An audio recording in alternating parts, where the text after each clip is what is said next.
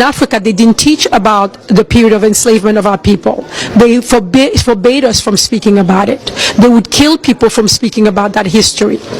So we were not allowed for hundreds of years to speak about what was happening and to teach what was happening. So I didn't even know that the Africans that were here actually came from Africa. Many still believe that the Africans who are here are indigenous to this land because they think, well, every land has black people and white people. I guess those lands have black people, but they're not from Africa. So we have a lot of myth going on that kept the separation alive, but today it's over.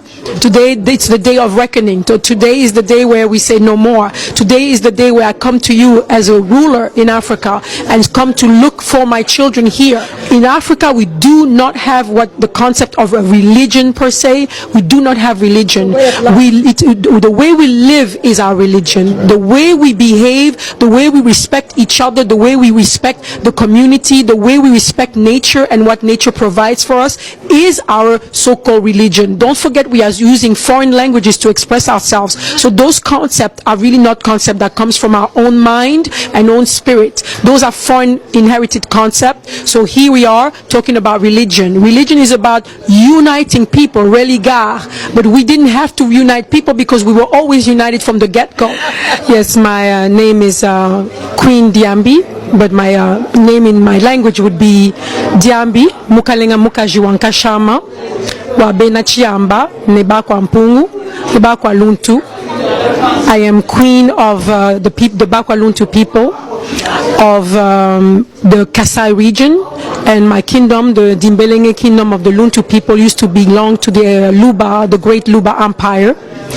And I'm indeed a female king because Mukalenga Mukaji means female king. I'm also Mukalenga Mukaji Wankashama means I'm female king of the order of the leopards. So I belong to the most ancient mystery school of Africa. Our Congo people, the Konkoi, because Congo is really Konkoi, the tamer of leopards, used to be the one initiating the pharaohs of Egypt, who were also initiated into the school of the school of philosophy of the leopard society. How long have you been in existence? I have been, the Luba Empire has been in existence since the 15th century. Of course, we are spread all across Africa, especially Southern Africa. We are from the central region of Congo all the way to Zambia. We are also in Tanzania. We are also in Angola. We are also in Namibia, and all the way down to South Africa. The Zulu are Luba. The Zulu people are also Luba. They were part of the Luba Empire. So, as Queen Mother Afua, who is really my elder and my guide, who has guided me all the way back to her so she can support this work that we are doing together and support my spiritual growth and development. My mission has really been to work with the diaspora, work with our children of extracontinental Africa, as I call you. You are Africa. You are just extra-continental Africa, because everywhere you've been deported to, you made a life for yourself despite all the difficulties that you had to go through, and you made this land Africa. So every land where the African are is Africa to me, and my job is really to come to you to give you half of your story. Because once you were deported from the land, you had to struggle and find your way to your own stability here, and to bring forth your liberation, and the fight is still on. And you missed out on the story that was happening to the rest of your family who stayed on the continent. And for many years we were apart. For many centuries we were apart, and they did it purposely so that you can never reunite with us, because we were holding some of your story. And the same way to us, when our children were taken away from Africa and deported and brought here to this land and to all the lands in the Caribbean and so forth, half of our story was stolen from us, because we never knew what happened to you. We never knew where were you and what happened to you. And it's only fairly recently that we are reuniting with this story. So as we hold half of your story, you hold half of our story. So we need to get back together, and we need to unify, and we need to reorganize so that we can reconsolidate our identity with all the aspects of our identity. Not just the experience that you have lived here, but that experience belongs to Africa, just as much as the experience we live on the continent belongs to you. You need to know what happened there, because what happened there wasn't fun.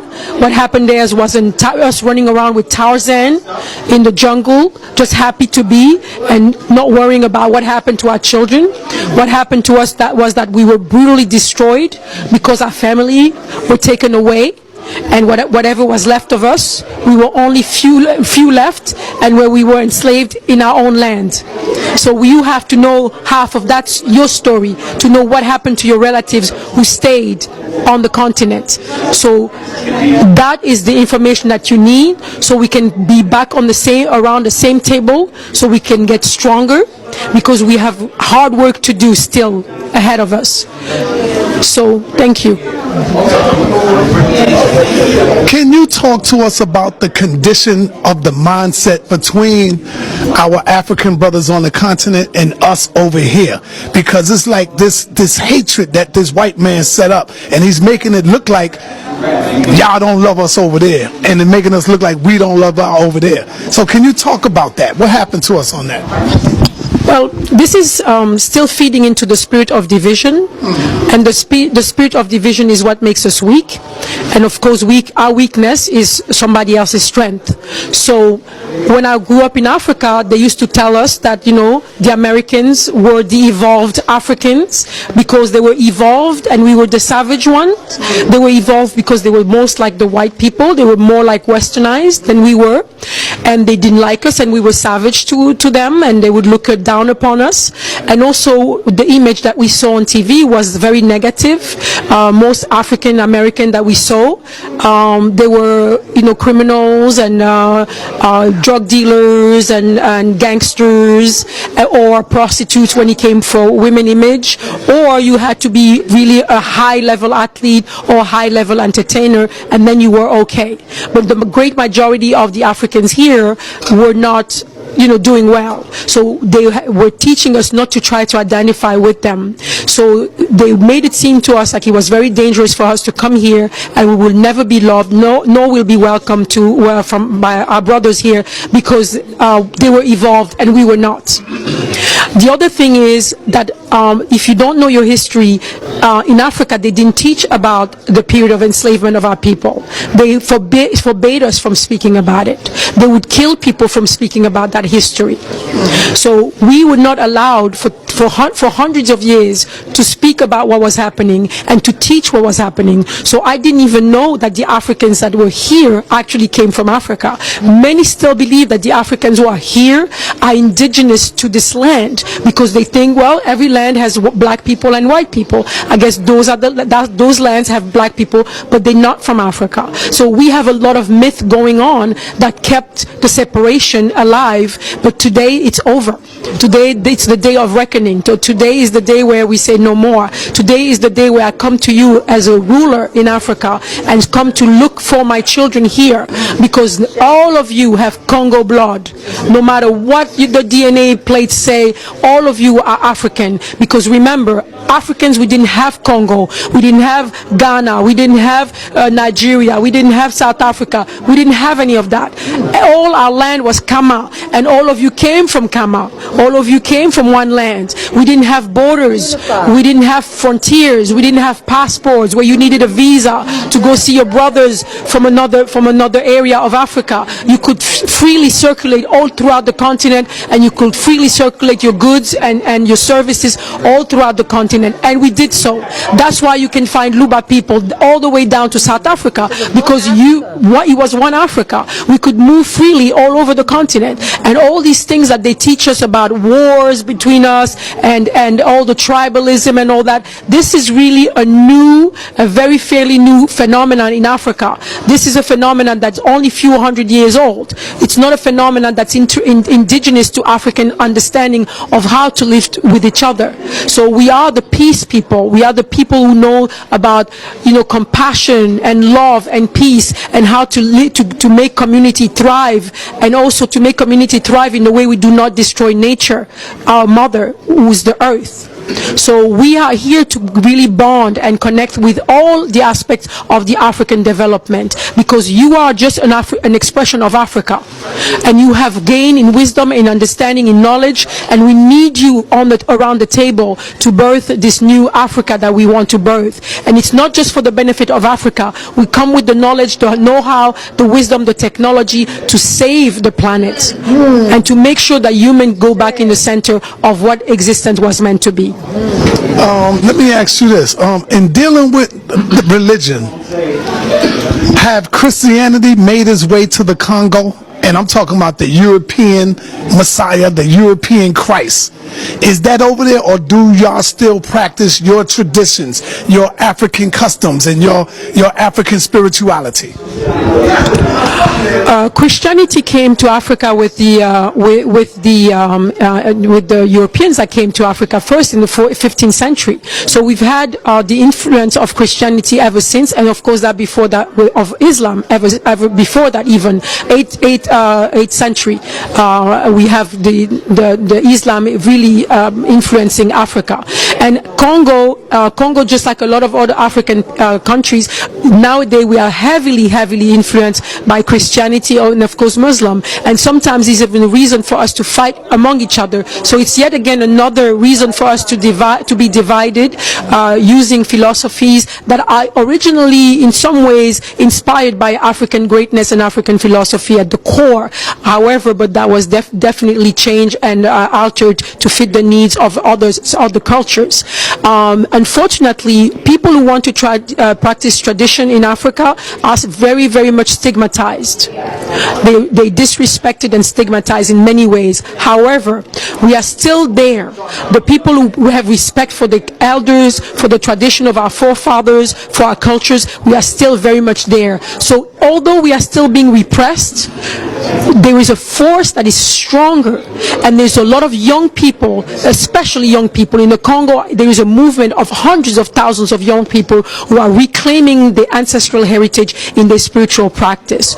In Africa, we do not have the concept of a religion per se. We do not have religion. The way we live is our religion. The way we behave, the way we respect each other, the way we respect the community, the way we respect nature and what nature provides for us is our so-called religion. Don't forget, we are using foreign languages to express ourselves. So those concepts are really not concepts that comes from our own mind and own spirit. Those are foreign inherited concepts. So here we are talking about religion. Religion is about uniting people, religar. But we didn't have to unite people because we were always united from the get-go.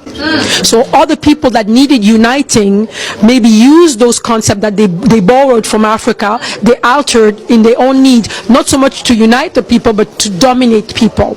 So here we are now, and it's our responsibility as the elders of the human community to reclaim our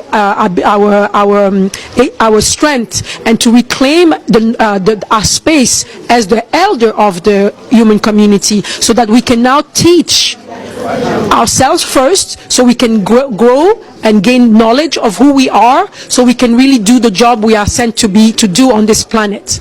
I have a question. How King Queen? Yes. Today, our King Queen of the Congo came to visit us, the Global Sacrament Village in Brooklyn, New York, and blessed all the sisters. And there were two things that she shared with us. One is how she came into her formation. She's from the bloodline. I'd like for her to share that, because it's an extraordinary moment right now. Well, yes, my great-grandfather, King Cyenantu, is my direct link to kingship. But my father, when he came turn for my father to take the throne, my father refused it. Because for my father, it was the traditional stuff, the old folk stuff. It wasn't very important. We had to move forward and be as westernized as we could be. So he was not interested in that because he already had been enthroned and crowned by all the Western titles of Dr. this and Dr. that and great lawyer this and great ambassador this. So all those titles were basically better than the traditional crown that his people was giving him. But because the royal, the crown had to sit on one of his lineage, then the elders investigated and chose me. But while they chose me, I wasn't aware of that. And how I became aware of that is thanks to people like Professor Small and people like Yeyefini Efumbolade, who were my elders here, who were the one who held this knowledge precious. They held this knowledge precious. People like Dr. Jeffries, people like Queen Afua, who from lineage of our ancestors who were deported and came here to be put in forced labor camp and to be exploited, still held tight to this tradition, to this philosophy, that one day and pass it on from one hand to the next hand to the peril of their life, because many of them lost their life because they held on to these rituals and these traditions and this wisdom and these sciences. And thank you to these elders from all the way from Cuba coming back to Florida, Miami.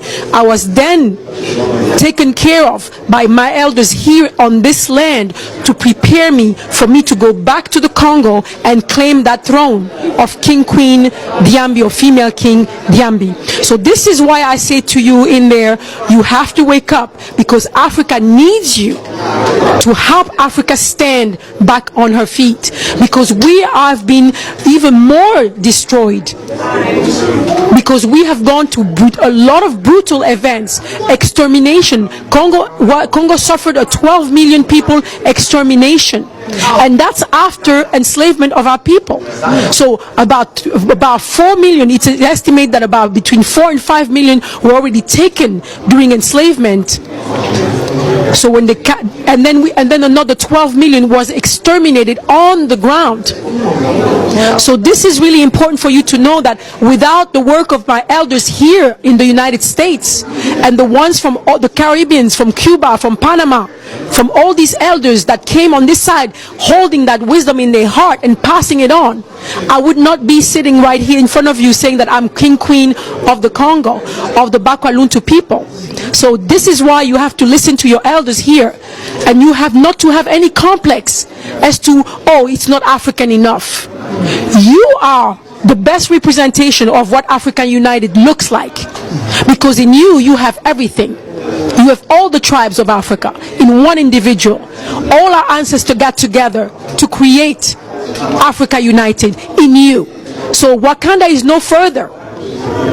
Wakanda is you.